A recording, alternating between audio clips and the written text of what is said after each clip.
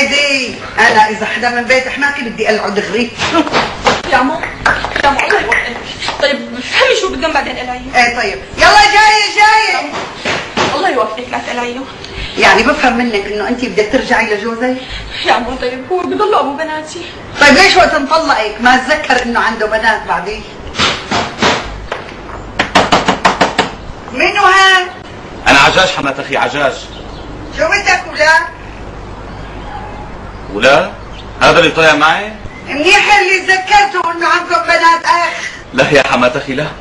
الله وكيلك حاطينهم بقلبنا وبرموش عيوننا. لخزيت العيش وصاير لسانك حلس ملس. يا لعيونك من امتى منطفه ولا عجاج للسانك؟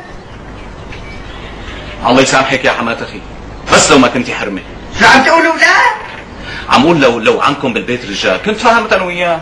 ما كنت انت عذبتيني لك حمات اخي. ليش انا مالي معفي عينك يا بعدين؟ استغفر الله العظيم.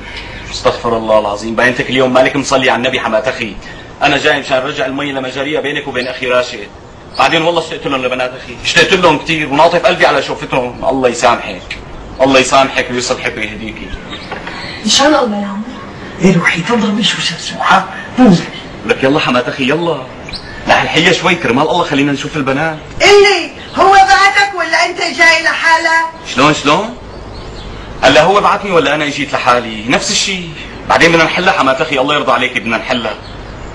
البيت بدون مرتخي وبنات اخي ما بيسوى شيء. حاسينه فاضي الله وكيلك. يبعت لك حمى على هاللسان شو حليان يا عجاج.